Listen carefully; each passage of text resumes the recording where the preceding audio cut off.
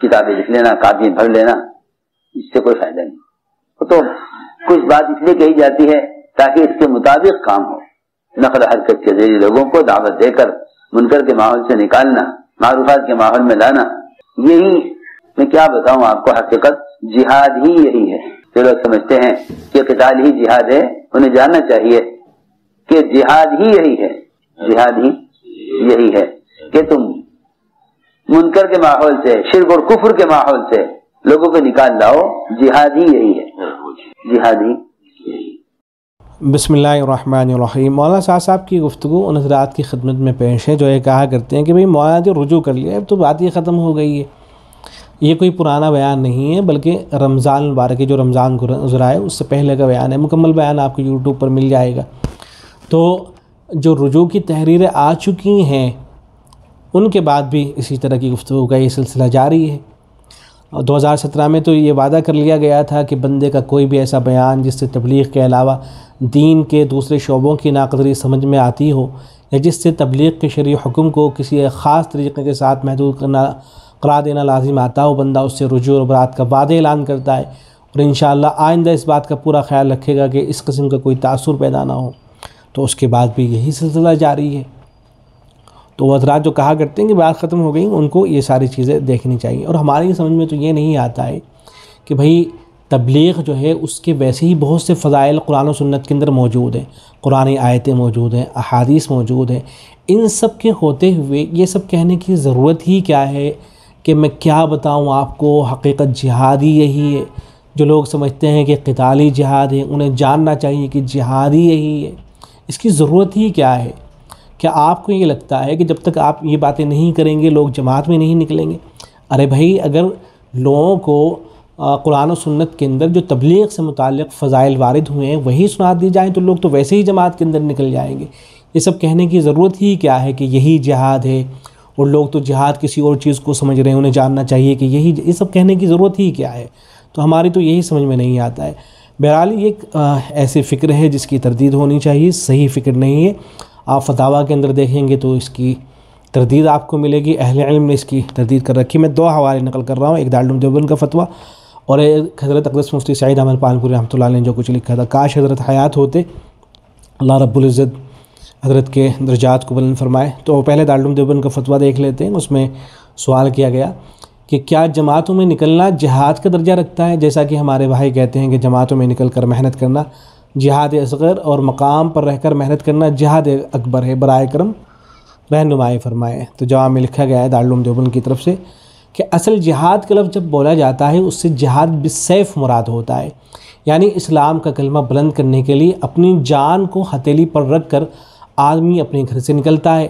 اگر فتح ہوتی ہے تو غازی کہلاتا ہے اور مال غنیمت حاصل کر کے لوٹتا ہے، ورنہ پھر اپنی جان کو قربان کر کے شہادت کا درجہ حاصل کرتا ہے. یہ سخت کٹھن اور مشکل کام ہے. مروجہ تبلیغ جماعت میں نکلنا جہاد نہیں ہے، نہ اس کو جہاد کہنا درست ہے. جو لوگ اہل باطل سے مقابلہ کرتے ہیں اور اسلام کو اونچا کرنے کے لیے انہیں منہ توڑ جواب دیتے ہیں اور ان سے مناظرہ کرتے ہیں اور اسلام کی حقانیت کو واضح کرتے ہیں، ان کے اس فعل کو جہاد باللسان مجازن کہہ سکتے ہیں. یہاں یہ بات ذہن میں رہے کہ دارالعلوم کی اس فتوے میں لکھا ہے کہ اس فعل کو مجازن جہاد باللسان کہہ سکتے ہیں. لیکن مولانا صاحب کی گفتگو اگر آگے جو گفتگو کی ہے مولانا نے اس کو اگر آپ سماعت کریں گے تو مناظرے کے بارے میں یہ کہنا ہے کہ مناظرے کا فائدہ ہی کیا ہے؟ کیا ہوتا ہے مناظرے سے؟ اگر سامنے والا ہار جاتا ہے آپ جیت جاتے ہیں تو فائدہ کیا ہوا؟ تو وہ مناظرہ جو ہوتا ہے اس کو بھی جو ہے بالکل خاطر میں نہیں لا رہے ہیں. تو بہرحال اس کو بھی جو ہے جہاد باللسان مجازن کہہ سکتے ہیں. جو لوگ زبان کے ذریعے دین پر محنت کرتے ہیں، تعلیم دیتے ہیں یا بات تقریر کرتے ہیں ان کو بھی مجازن جہاد باللسان کہہ سکتے ہیں، لیکن اس کا ثواب حقیقی جہاد کے برابر نہیں ہو سکتا. ایسے ہی حضرت اقدس مفتی سعید احمد پالنپوری رحمۃ اللہ علیہ نے جو کچھ لکھا ہے اس کو بھی دیکھ لیجئے. تحفۃ العلمی کی جلد نمبر 4 ہے، صفحہ نمبر 551 اور 52. حضرت نے لکھا ہے کہ جہاد قرآن و حدیث کی خاص اصطلاح ہے. اس کے معنی ہیں دین کی حفاظت اور سربلندی کے لیے دشمنان اسلام سے لڑنا. جاہد العدو و مجاہدتاً و جہادتاً کے معنی ہے دشمن سے لڑنا، اور جاہد فی الامر کے معنی ہے کسی کام میں پوری طاقت لگانا، پوری کوشش کرنا، اسی سے مجاہدہ ہے. یہاں یہ جو غلط فہمی پیدا ہوتی ہے نا کہ بھئی جہاد تو مختلف معنی میں استعمال ہوتا ہے، تو اس کو حضرت نے بہت اچھے سے واضح کر دیا ہے کہ کب یہ دوسرے معنی میں استعمال ہوگا اور کب جو ہے یہ لڑائی کے معنی میں استعمال ہوگا یہ لفظ۔ پھر آگے لکھتے ہیں حضرت کہ قرآن و حدیث میں یہ لفظ مختلف طرح استعمال کیا گیا ہے، کہیں صرف جہاد اور مجاہدہ آیا ہے، کہیں اس کے ساتھ فی سبیل اللہ آیا ہے، اور کہیں اس کے بعد اللہ یا اللہ کی طرف لوٹنے والی ضمیر آئی ہے۔ اسی طرح فی سبیل اللہ بھی کبھی تنہا آیا ہے اور کبھی جہاد کے مادے کے ساتھ آیا ہے۔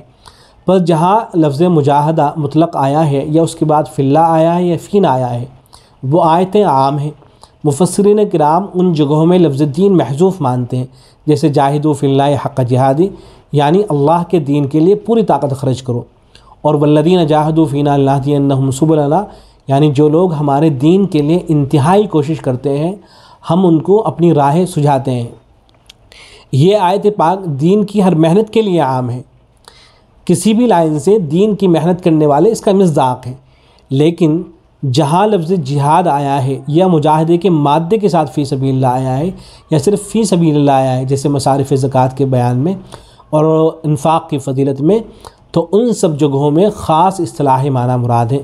سورہ توبہ میں جہاں بھی اس قسم کی آیات آئی ہیں، شاہ عبد القادر صاحب دہلوی قدس سرہ نے اور ان کی اتباع میں حضرت شیخ الہند قدس سرہ نے لڑنا ترجمہ کیا ہے، اور حدیث کی کتاب میں جو ابواب الجہاد اور ابواب و فضائل الجہاد آئے ہیں وہاں بھی یہی خاص اصطلاحی معنی مراد ہیں۔ آپ غور سے یہ باب پڑھیں۔